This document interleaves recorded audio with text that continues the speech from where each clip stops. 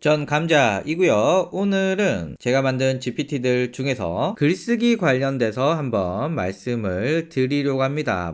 정기적으로 계속 생각나는 대로 추가를 하려고는 하는데, 일단은 원본과 같은 내용을 전혀 다르게 쓰기, 설득력 있는 글쓰기, 그리고 PAS 프레임워크로 글쓰기, AIDA 아이다 프레임워크로 글쓰기, 요 정도 준비를 해봤고요. 여러분들께 한번 보여드리겠습니다. 일단 원본과 같은 내용을 전혀 다르게 글쓰기, 여러분들 가운데 또 살다 보면 내용은 비슷한데 전혀 다른 느낌으로 써야 될 때, 이럴 때가 있죠. 그래서 그런 분들을 위해 준비를 했습니다. 시작하자 누르면 자 요렇게 나오고요. 저는 요런 글을 한번 바꿔보려고 합니다. 제가 예전에 쓴 블로그 글인데 요게 제목이고요. 내용은 파워 컨텐츠라고 하는 광고 상품의 특징들을 한번 풀어보려고 합니다. 질문에 한번 답을 해볼게요. 재해석할 대상은 디지털 마케터고, 글의 형식은 블로그 게시글로 해달라고 했고요. 톤 앤 매너는 전문가적이고 자연스러운 한국어를 쓰고 상세한 설명을 해주고 다양한 사례를 넣어달라. 그리고 원본의 글을 첨부했습니다. 저는 텍스트 파일로 넣었어요. 그리고 엔터를 쳐주면 문서를 인식하고 원본을 일단 요약을 해줍니다. 자, 그리고 원본을 요약한 다음에 이제 블로그 글을 작성을 해주는데요. 자, 이렇게 나왔고요. 이게 제가 다른 영상에서도 말씀드렸지만 한 번에 긴 글을 만들어 주기는 좀 힘들어요. 그래서 이렇게 대략 내용을 만들어 달라고 한 다음에 이제 각각의 부분을 이렇게 상세하게 적어 달라고 요청을 해야 이렇게 컨텐츠를 만들어 줍니다. 마음에 드네요. 제가 원본을 알고 있잖아요. 그 원본으로 봤을 때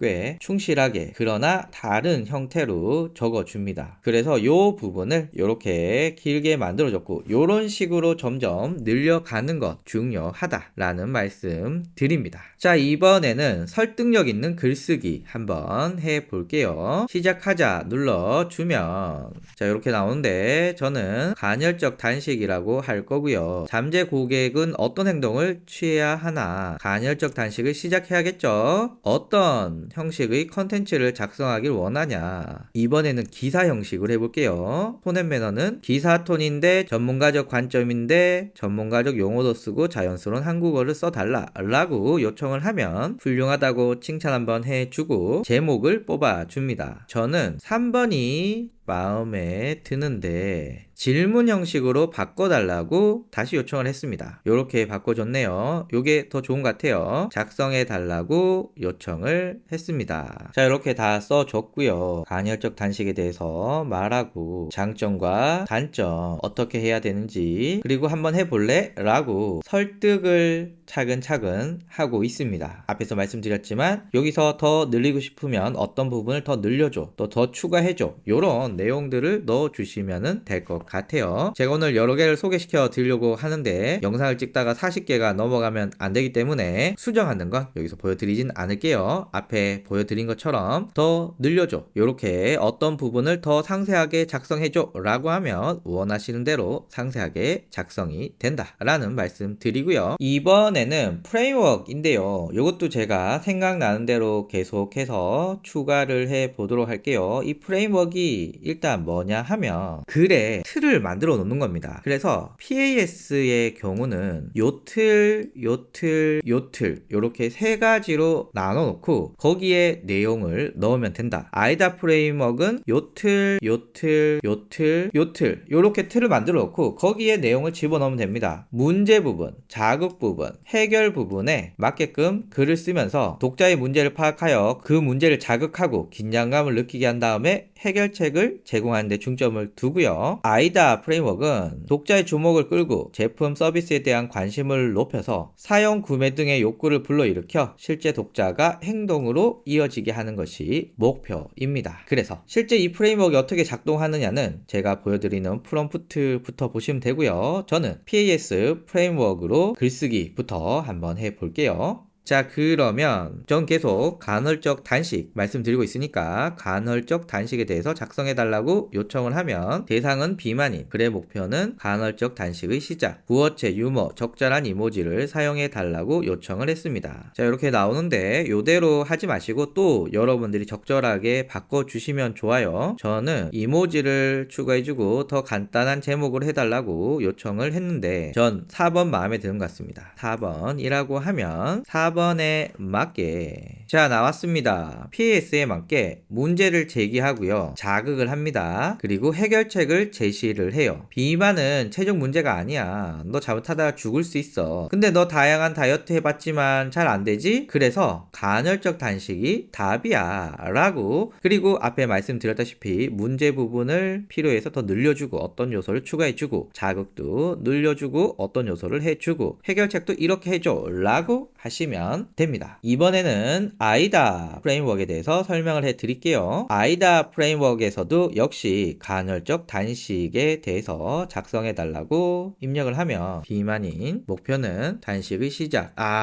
캡이 나왔습니다. 캡을 해결하고 다시 뵙도록 하겠습니다.